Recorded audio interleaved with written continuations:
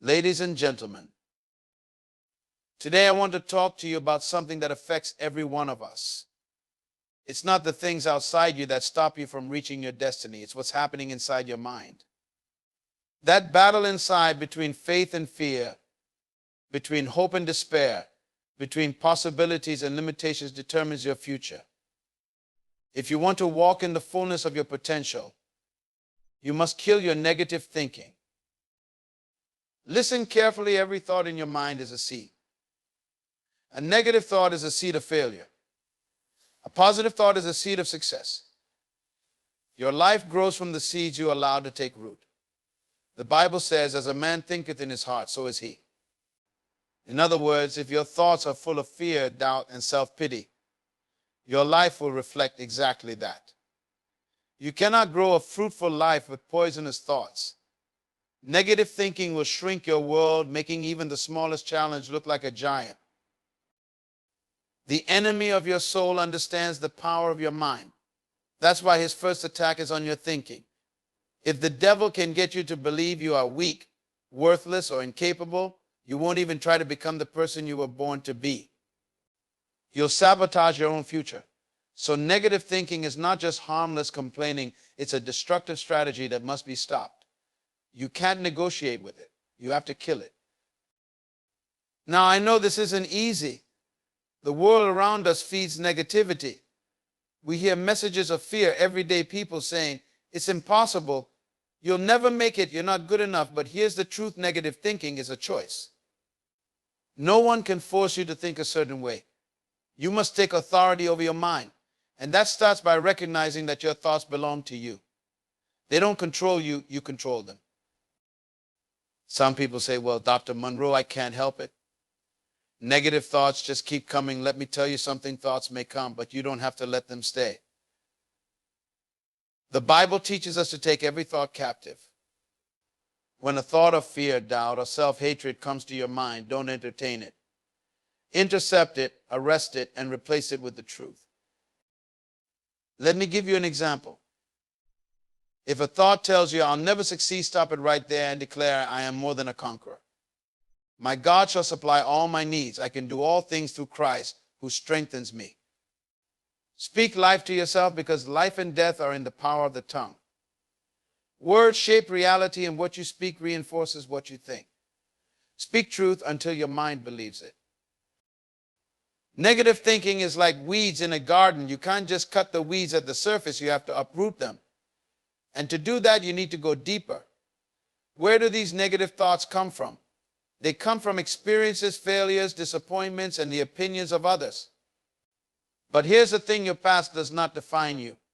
Your value isn't based on what others think or what you've gone through. Your worth comes from the one who created you. God never made a mistake when he made you. He placed something extraordinary inside you. There are dreams inside you that haven't been born yet. There are gifts and talents in you that the world hasn't seen. But negative thinking is the enemy that tries to suffocate those dreams before they have a chance to breathe. You must fight for your destiny by fighting your thoughts. Some of you are sitting here trapped in a cycle of negativity. You say, Dr. Munroe, I'm just being realistic, but let me tell you the truth, faith is the ultimate reality. Faith doesn't deny the facts, it just refuses to let the facts dictate the future. Maybe you failed before. Maybe things are difficult right now. But God's promises are more real than your circumstances. Just because you failed doesn't mean you are a failure. Just because things are tough doesn't mean they will stay that way. You must renew your mind daily. You don't kill negative thinking once and for all, you kill it every day. Just as you feed your body daily, you must feed your mind with positive, life-giving thoughts every day. Read books that inspire you, meditate on scripture, surround yourself with people who speak life. Guard your mind, because whatever enters your mind will eventually enter your life. If you want to go higher in life, you need to think higher. You cannot rise above the level of your thoughts. You'll never experience more than what your mind can believe. If you think small, you'll live small. But if you think according to God's promises, your life will expand to match that level of thinking. Every great person you admire had to overcome the battle of negative thinking. You see their success, but you don't see the nights they fought with doubt. You see the victory, but you don't see the moments they questioned if they would make it. What made the difference? They didn't let negative thoughts control them. They made a decision to believe the best no matter what. And you must make the same decision. Some of you are waiting for your situation to change before you change your thinking. But that's backward. Your thinking must change first, and then your situation will follow. If you want a new life, start with a new mind. What you focus on will grow. If you focus on fear, fear will grow. If you focus on possibilities, possibilities will grow. If you focus on problems, your problems will grow. But if you focus on solutions, solutions will grow. Your mind is like a magnifying glass. It makes whatever you focus on seem bigger. So be careful what you magnify. You are the architect of your own future. The thoughts you think today will shape the reality you live tomorrow. If you want to become all that God created you to be, you must kill your negative thinking. Stop feeding it. Stop entertaining it.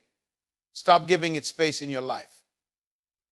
Instead, fill your mind with faith, hope, and love. Think on things that are good, pure, and true. Think about the promises of God. Your future is too important to be held hostage by negative thinking. Your dreams are too big to be limited by fear and doubt. You were created for greatness, and there is nothing in this world that can stop you except your own mind. So today, make a decision. Kill your negative thinking before it kills your potential. Because your destiny is waiting, and the only thing standing between you and that destiny is the way you think. Thank you